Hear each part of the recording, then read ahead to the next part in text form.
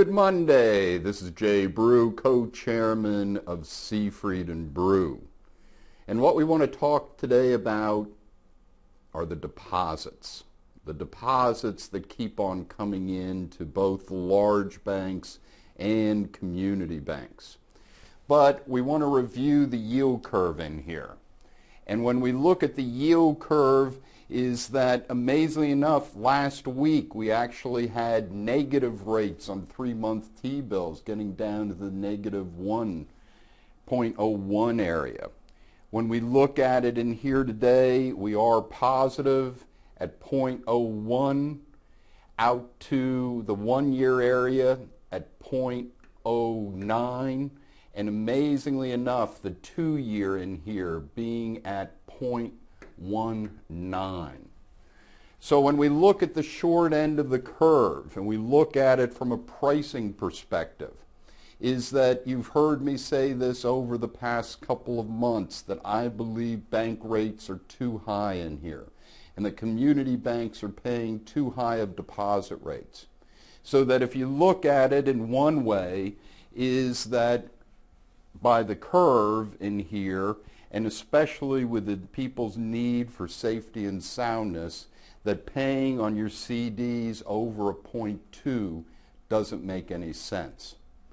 Along with it is that I believe that in the short end on core deposits, those cash type deposits, the checking, savings, money market accounts, is that one shouldn't be paying over 10 basis points for that money at this point.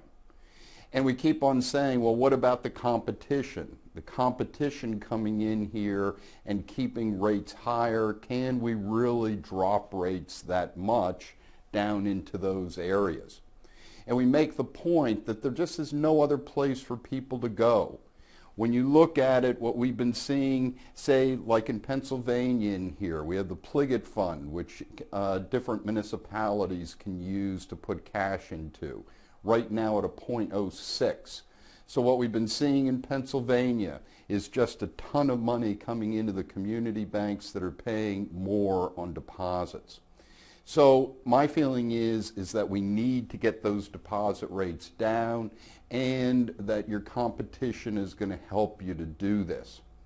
Because I wanted to go through a very interesting article I read on Bloomberg last week in terms of deposits. And when we looked at this article on Bloomberg, is that, quote, the U.S. regulators have asked some banks to take more deposits from large investors. Okay, and this is an important point, that you look at the regulators, the Treasury, want these banks taking these deposits. And they can be from foreign sources in here, from a number of different areas, as well as now, of course, with the problems that we've seen in the Dow, money coming out of the stock market, needing a place to park itself.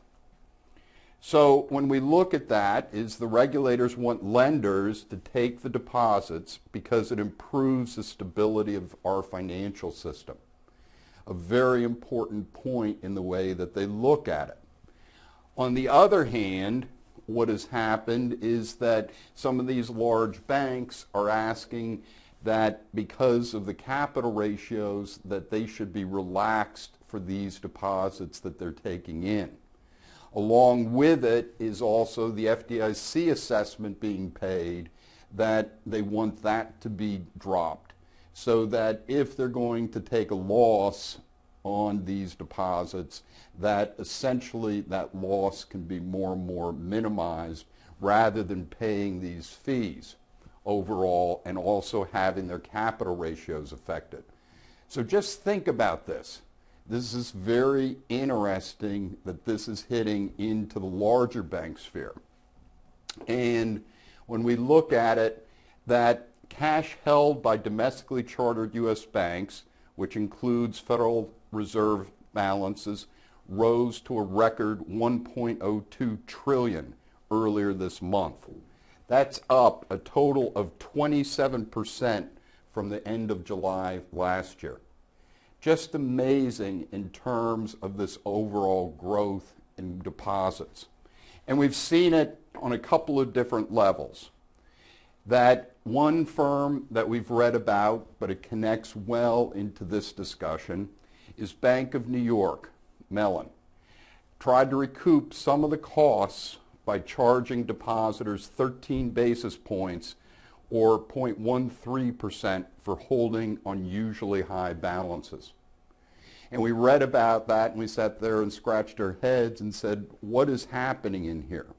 This is almost like having negative yields, meaning the depositors pay you to keep the money in safety and soundness. So when we look at that and think about that is also from the FDIC's perspective. A big thing happened last week is that after all of the bank failures and the deficit reaching almost $21 billion at the worst point, is that essentially the FDIC fund turned positive during the second quarter for the first time in 2 years. So that's another balance in terms of how the FDIC might look at assessments on certain type of deposits. And then we go to our national trend in cash type deposits. This is for all community banks across the nation, that we can see that we were down in between 52% and 54% of deposits, and that has grown over 56% of deposits in here in the most recent quarter. So the trend that community banks are seeing with cash coming in, going into just short-term deposits, has continued at a very fast clip. And you can think about it with some of maybe the deposits that you've had come into the bank.